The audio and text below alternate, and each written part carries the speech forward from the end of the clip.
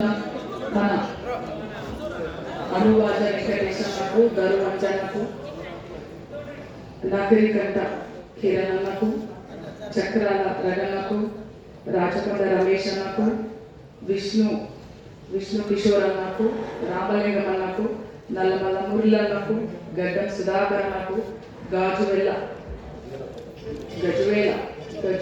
ప్రతాప్ అన్నకు రాచకొండ రమేష్ అన్నకు జావాజీ ప్రవీణ్ కుమార్ కి అన్నకు యాకన్నకు ఆరూరు రాజన్నకు లింగాల రమేష్ అన్నకు పాట మహేష్ రాజశ్రీ చెల్లకు కొండ్ర కుమార్ అన్నకు పిన్నింట దాస్ అన్నకు జిల్లా నుంచి వచ్చిన జిల్లా ఇన్ఛార్జు ప్రతి ఒక్క కళాకారులకు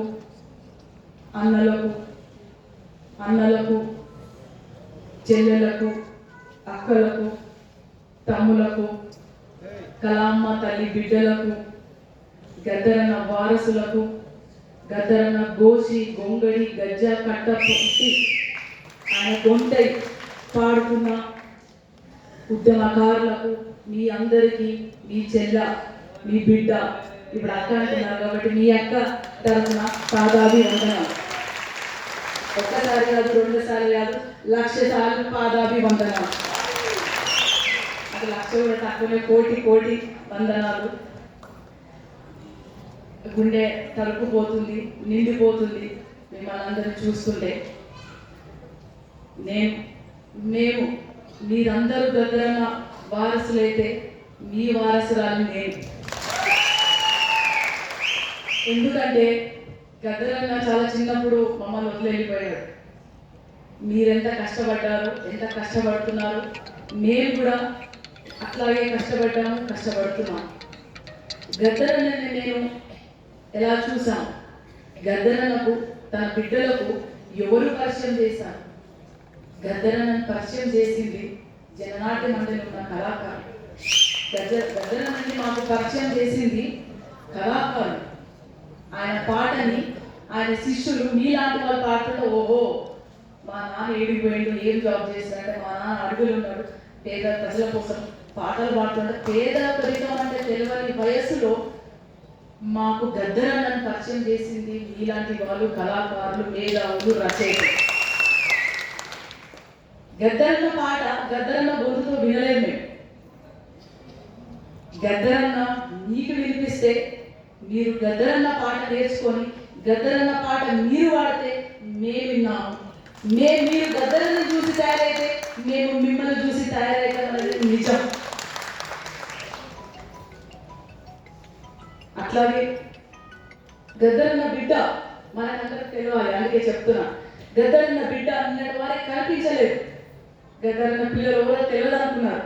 కానీ నిజమేంటంటే గద్దరన్న కుటుంబమే కాదు, ఏ విప్లవకారుల కుటుంబాలు, ఏ కళాకారుల కుటుంబాలు, ఏ త్యాగాలు చేస్తున్న కుటుంబాలు ఎప్పుడు వెన్నంటే ఉంటాయి.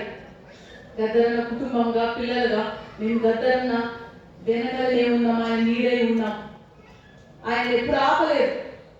ఇంటికి వచ్చిన కళాకారులకు, మేధావులకు, రచయితలకు, అన్ని వివిధ రకాలమైన మనుషులకు ఏం చేస్తాం? ఒక ఆడపిల్లలుగా, ఒక బిడ్డలు ఏం చేస్తాం? చిన్నప్పటి నుంచి వాళ్ళకి ఛాయ్ అందించినాం, వాళ్ళకి అన్నం వండి పెట్టినాం, వాళ్ళు వచ్చిపోయిన బాత్రూమ్లు గడిగినాము, వాళ్ళు తిన్న గిన్నెలు గడిగినాం. అంటే ఉద్యమాలు మేము భాగం కాదా? మేము ఉద్యమాలకు సేవ చేయలేదా? సో మేము వెన్నంటూ ఉన్నాం. ఇంకా తెలవాల్సిన నిజం మీ చెల్ల గురించి, మీ బిడ్డ గురించి. నేను 4 ఏళ్ళు ఉంటా, చాలా చిన్నగా ఉంటా. 4 ఏళ్ల వయసులో, అంటే ఇప్పుడైతే టీవీలు, ఫోన్లు చూసి పిల్లలు, 2 ఏళ్ల పిల్లలు, 1 ఏళ్ల పిల్లలు డ్యాన్స్ చేస్తున్నారు. టీవీ లేదు, రేడియో లేదు, అలాంటి దళితుల పిల్లలు ఇంట్లో ఏమి ఉండదు విప్లవకాలు. అప్పుడు 4 ఏళ్ళు పడుతున్న నన్ను తీసుకుపోయి జననాట్య మండలి తీసుకుపోయి జనాల డ్యాన్స్ చేయించారు. మొదటి డ్యాన్స్ నాకు ఈ వేదిక మీదనే రవీంద్ర భారతి మీద ఇట్లా తీసుకొచ్చి చేస్తే జనాలను చూసి మళ్ళీ ఉరికిపోయినా. అందరూ ఉరికిపోతే మళ్ళా తీసుకొచ్చి వేయించిన మొదటి నా అడుగు విప్లవాల కోసం, త్యాగాల కోసం, అమరుల కోసం, దళిత బిడ్డల కోసం, ఆకలి కేకల కోసం నాట్యం వేసి పాట పాడిన గొంతు ఈ బతుకున్నారు. అట్లాగే తెలంగాణ ఉద్యమంలో కూడా ఇంట్లో నుంచి ప్రతి ఒక్కరము నేను ఉస్మానియాలో పిహెచ్డి చేస్తున్నప్పుడు ఆ టైంలో రిలే నిరాహార దీక్షలో 4 సార్లు కూర్చున్నా కానీ గద్దరన్న బిడ్డని ఎవరు న్యూస్ పేపర్లు వేయాలి మేము చెప్పుకోలేదు. తెలంగాణ శాంతి సాంస్కృతిక శాంతి యాత్ర 2007 జరిగినప్పుడు 41 రోజులు గద్దరన్న పల్లె పల్లె తిరిగినప్పుడు దాంట్లో టిక్కీలో కూర్చొని ఆయనకు సెక్యూరిటీగా ఫుడ్ సెక్యూరిటీగా కళాకారులు ఫుడ్ తెలియదు చాలా మంది కళాకారులు ఫుడ్ సెక్యూరిటీగా మందులుగా ఆయన బాధ్యతని నెల రోజులు టిక్కీలో కూర్చొని నిర్వహించిన చెల్లెని చాలా గర్వంగా చెప్పుకుంటాను. అప్పుడు నా బాధ్యత ఏంటంటే అక్కడ కూర్చొని కళాకారులు మా నాన్నతో ఉన్న టీం కళాకారులకు 100 మందికి నాన్నకు గద్దరన్నకు వచ్చే అన్నము, ఎందుకంటే పల్లె పల్లె తిరుగుతున్న అన్నము నీళ్లు చాయ్ ఫస్ట్ నేను మా 2 తమ్ముళ్ళు భోజనం చేసేవాళ్ళమాట.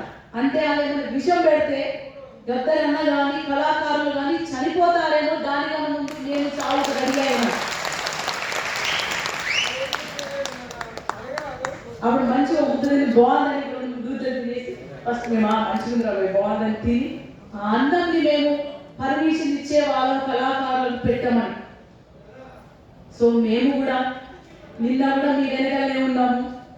ఈరోజు సారథి అని ముందు కూర్చోబెట్టినా సరే ఈ సభాముఖంగా తెలియజేస్తాను, నేను మీ వెంటే మీ వెన్నుండి మీ పైన కాదు, నేను మీ పైన కాదు మీ పక్కన ఉంటా, మీ వెన్నంటి ఉంటా, మీ వెనక నుండి నడుస్తానని మీ సభాముఖంగా తెలియజేసుకుంటున్నా.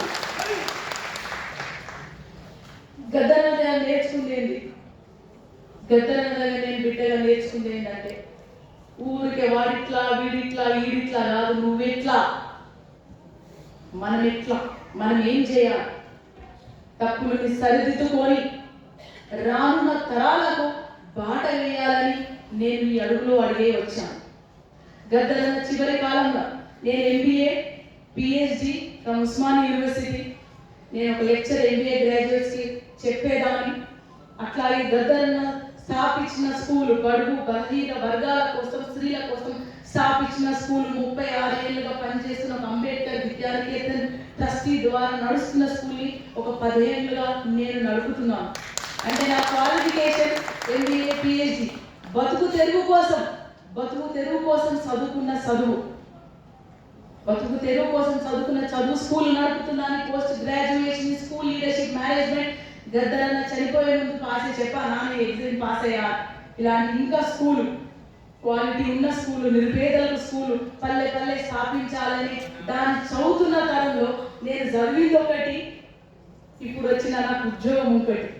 అయితే నేను ఎందుకు ఇళ్ళకి వచ్చాను, గద్దరన్న చనిపోయే ముందు ఆపరేషన్కి వెళ్ళలేదు, దేనికి ఆపలేదు గద్దరన్నని. కుటుంబ సభ్యులుగా నిజంగా చెప్పాలంటే గద్దరన్న పిల్లలు సూర్యుడు చంద్రుడు వీళ్ళ మమ్మల్ని ఎప్పుడు అన్నం తిన్నామని అడగాలి, మాకు బట్టలు కొనియాలి, ఏం చదువుతున్నారని అడగాలి, ఏం అడగాలి, బతకడు బిడ్డ సల్లగా బతకండి అన్నాడు. ఆయన బిడ్డలు మీరు విప్లవాలు తనతో పాటు పనిచేసిన ఆయన బిడ్డలు కళాకారులు స్త్రీలు అక్కలు చెల్లెలు వాళ్ళ కోసం పరితపించాడు చివరి వరకు. సో ఎక్కడో మనసులో బాధ ఉండి హాస్పిటల్కి వస్తానంటే కూడా రానియలేదు, రోడ్డు బిడ్డ పిల్లలు ఉన్న రోడ్డు బిడ్డ. ఒక ప్రశ్న అడిగినాం, నాన్న మాకు తెలుసు నాన్న నీ గుండె చాలా గట్టిది, నీ గొంతు చాలా అద్భుతం, నీ మెదడు చాలా శక్తివంతమైనది, కానీ నీ జీవిత పరిణామం చూసుకుంటుంటే అన్ని కష్టాలు పడి పడి పడి అలసిపోయిన నీ శరీరం మరి తట్టుకుంటుందా నాన్న నీ శరీరం?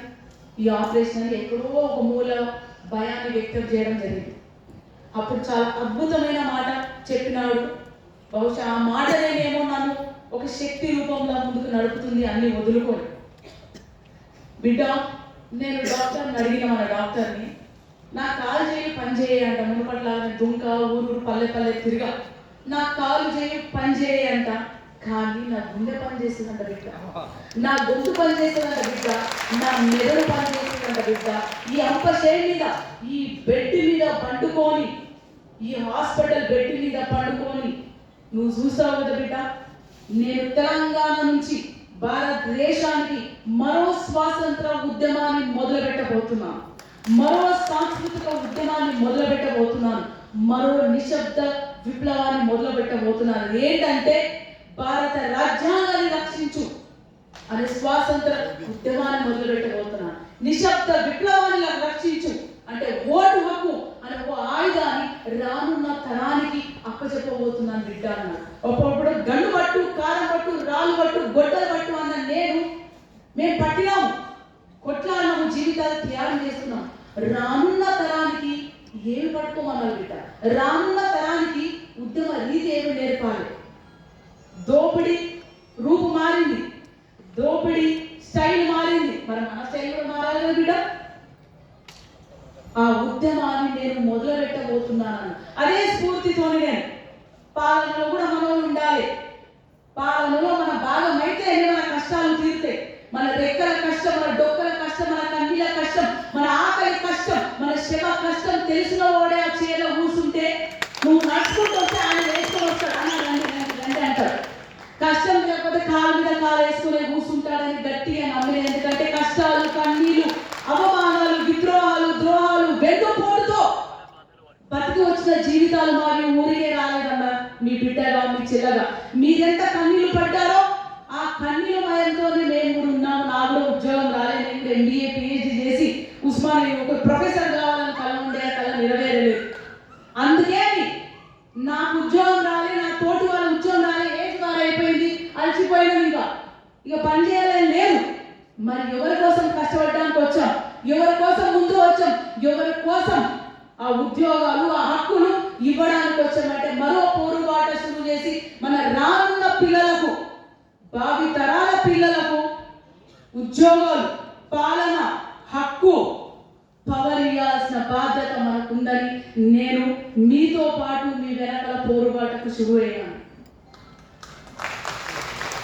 నాకు ఎలక్షన్స్ లో అవకాశం వచ్చినప్పుడు గద్దరన్న ముందుగా నిజంగా చెప్పుకోవాలంటే తెలంగాణ భారత చరిత్రలో ఒక ఉద్యమకారుడు పిల్లలకు, ఒక కళాకారుడు పిల్లలకు గౌరవం ఇచ్చింది అంటే ఏకైక ప్రభుత్వం అంటే కాంగ్రెస్ పార్టీ, సోనియా గాంధీ ఆధ్వర్యంలో.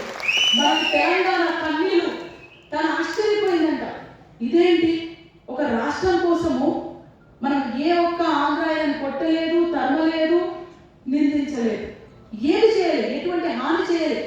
వాళ్ళంతా వాళ్ళు సెల్ఫ్ సాక్రిఫైస్ చేసుకుంటున్నారు. ఇంతమంది తల్లుల గోస చనిపోతున్నారు, భర్తలు చనిపోతున్నారు, బిడ్డలు చనిపోతున్నారని తను చెల్లించిపోయి రాత్రికి బిల్లు పాస్ చేసి తెలంగాణ అనౌన్స్ చేసిన చరిత్ర. మన త్యాగాలకు తెలంగాణ బిడ్డల త్యాగాలకు, కళాకారుల త్యాగాలకు గుర్తించి తను బిల్లు పాస్ చేసిన సోనియా గాంధీకి మన వందనాలు తెలుపుకోవాలి.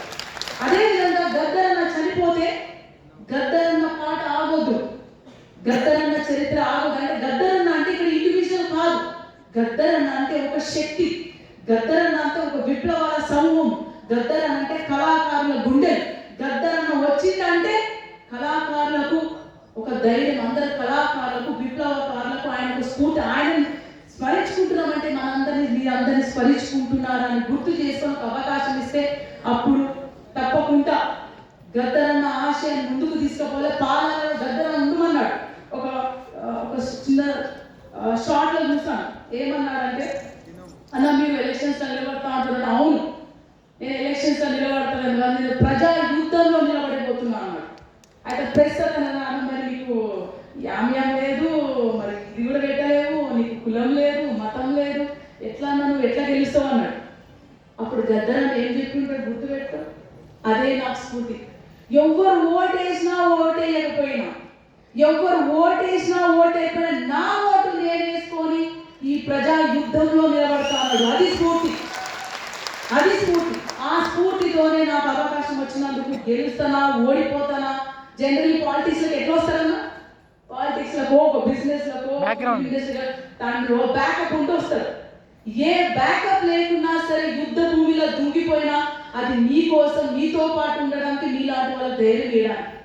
ప్రజా పాలనలో మనం ముందుండాలని నేను ముందుకు వచ్చాను. ఆ అవకాశం ఇచ్చిన సోనియా గాంధీ గారికి, మన ఖర్గే గారికి, రాహుల్ గాంధీకి, అట్లాగే నాకు ఈ పొజిషన్ ఇస్తారని నేను అనుకోలేదు.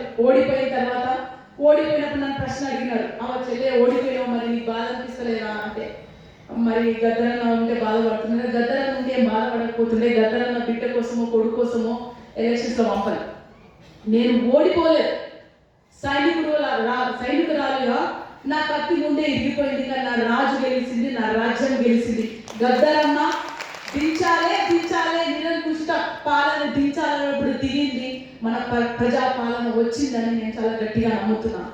అట్లాగే ఓడిపోయినాక కూడా గద్దరన్న పాట ఆగొద్దు, కళాకారుల గుండె చప్పుడైన గద్దరన్నని నిలబెట్టుకోవాలన్నా ఖచ్చితంగా ఒక అవకాశం ఇస్తానన్నారు. అది మనం అడగకుండా వాళ్ళు గౌరవప్రదంగా ఇస్తానని, ఏదైనా క్వాలిఫికేషన్ ఎంబీఏ పిహెచ్డి అవన్నీ చేస్తారు, దానికి తగ్గట్టు ఇస్తారు అనుకున్నప్పుడు, కానీ ఒక కళా సారథిగా నన్ను ఎంచుకున్నందుకు నేను మన రేవంత్ అన్న గారికి, బట్టి విక్రమార్కన్న గారికి, సీతకు, పొన్నం ప్రభాకర్ గారికి, జూపల్ మంత్రి గారికి, అతి వరదానికి అందరికీ కృతజ్ఞతలు చెప్పుకుంటాను. ఎందుకు అంటే ఒక శరణం చెప్పగానే ఒక చిన్నగా ఆలోచించిన మళ్ళీ మనసులో ఒక మాట వచ్చింది. గద్దరన్న చనిపోయిండు అని వార్త తెలవగానే గుండెలు పగిలింది కళాకారు, గుండెలు పగిలి రోధించింది కళ. అయ్యో మా అన్న లేడు, మా పెద్ద దిక్కు లేడు, మేమేమైపోతాం అని రోధించింది కళాకారులు, ఉద్యమకారులు, విద్యార్థులు, అమ్మలాక. సో మళ్ళీ ఈ అవకాశం నాకు ఇస్తే వాళ్ళందరికీ ఊపిరి పోసిందాని అవుతాను. కళా సారథిగా కళమ్మ కడుపులో పుట్టిన వాళ్ళకు మళ్ళా నేను వాళ్ళతో పాటు ఉండి, వాళ్ళతో పాటు జీవితాన్ని, వాళ్ళతో కష్ట నష్టాలు పంచుకునే అవకాశం నాకు పల్లె తిరిగే అవకాశం నాకు దక్కినందుకు నేను చాలా ఆనందపడుతున్నాను. నేను ఏం చేస్తాను, ఎట్లా చేస్తాను, ఎక్కడ పోతాను అనేది 2 పాటలు మీకు చెప్తాను. నేను చిన్నప్పుడు నాకు ఎక్కువ డ్యాన్స్ చేయించినారు, మేమంతా కోరేసే వాడుతున్నాం చిన్నప్పటి నుంచి అంతా. ఇప్పుడు కూడా మీరు వాడితే మేము ఎంత కోరేసే వాడతాం. కానీ 2 పాటల్లో మీ ప్రశ్నలకు జవాబు చెప్పదలుచుకుంటున్నాను. ఒక పాటకు, 2వ పాటకు. అంటే ఇది నాకు వచ్చిన ఈ అవకాశాన్ని నేను ముందుకు ఎట్లా తీసుకుపోతా, ఏమి చేయబోతానని 2 పాటలుగా మీ ముందు పెడుతున్నాను. మొదటిది గద్దరన్న రాసిన పాట, 2వది నేను రాసిన పాట. ఎందుకంటే మా రాసిన అంటే రాసుడు కాదు, ఇక్కడ ఈరోజు రాసి రేపు సబ్జెక్టు అదే కళ అంటారు కదా, అట్లా రాబోయే చిన్నప్పుడు చిన్నగా రాసేదాన్ని మా అన్న పుస్తకాలు తీసి పెట్టుకున్నాడు. అట్లాగే గద్దరన్న చనిపోయినాక ప్రతి ఒక్క పల్లె, ప్రతి ఒక్క కళాకారుడు, విద్యార్థులు కన్నీళ్ళు పెట్టి, అమ్మ మీరు మా ఇంటికి వస్తే గద్దరన్న చివరికి చూడలేదు, మిమ్మల్ని చూస్తే మేము గద్దరన్న చూసుకున్నట్టు ఉంటుంది అని సంతాప సభలకు వెళ్ళినప్పుడల్లా ప్రతి ఒక్క గుండెల్లో, ప్రతి ఒక్క కళాకారు గుండెల్లో, ప్రతి ఒక్క అమ్మ గుండెల్లో, ప్రతి ఒక్క రచయిత గుండెల్లో, ప్రతి ఒక్క సామాన్య గుండెల్లో గద్దరన్న కనిపించిందా. గద్దరన్న మర్చిపోలేదు, ఆయన మరణం లేదు, మేము బతుకున్నాం, మేము పయనం అవుతున్నాం అని ఒక చిన్న పాట రాస్తాను. సో మీ ప్రశ్నలకన్నిటికీ నాకు తెలిసి నేను చాలా చిన్నదాని ముందు మీ వెనకలనే ఉన్నాను. మీ ప్రశ్నలకన్నిటికీ 2 పాటల నేను మీకు జవాబు చెప్తాను. రానున్న టైంలో నేను ఆల్రెడీ అన్న వాళ్ళతో మాట్లాడాను, ఏ విధంగా మన ప్రశ్నలకు జవాబులు ఏ విధంగా మన ప్రభుత్వం నుంచి తీసుకుపోవాల్సిందిగా దాని ఒక ప్రణాళికబద్ధంగా గద్దరన్న ఏది చేసినా సిస్టమేటిక్గా, సైంటిఫిక్గా చేసేవాడు. ఏదైనా ఊరికి ఆయేసేవాడు కాదు, పాట పాడేవాడు కాదు, దూకేవాడు కాదు, ఫస్ట్ చదివేవాడు, చరిత్ర చదివేవాడు, ప్రస్తుతం ఏం జరిగింది చదివేవాడు, మేధావి వర్గాన్ని అడిగేవాడు, కళాకారుని అడిగేవాడు.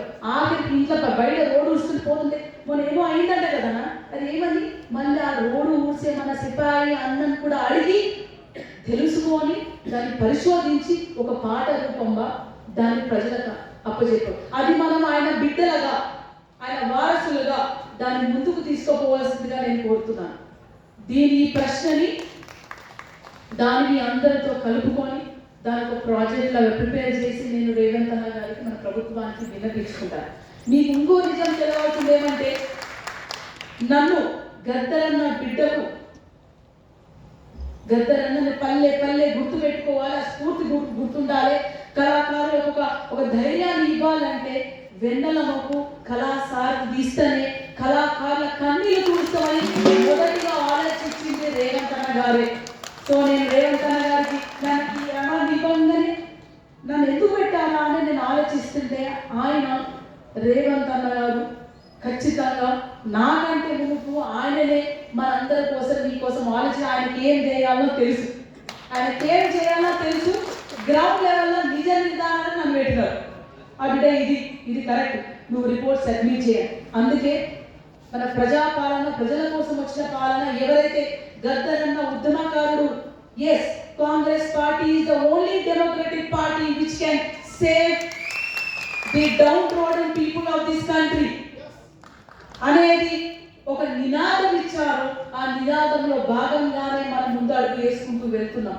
మనకు ఒక అవకాశం ఇస్తాం, పార్టీతోనే కలిసి మనము ప్రజలతో కలిసి ముందుకు వెళ్ళాల్సిన సమయం ఏర్పడింది. కాబట్టి నేను మీ అందరికీ ఆ విధంగా వినిపించుకుంటున్నాను. చిన్న 2 పాటలు మీ ముందు వాడతాను. మీ ముందు చాలా చిన్నదాన్ని, నాకు రాగం రాదు, తాళం రాదు, గుండెలు పగిలే వాయిస్ రాదు, మధ్యలో ఆగిపోతుంది కూడా, ఏమనుకోవద్దు.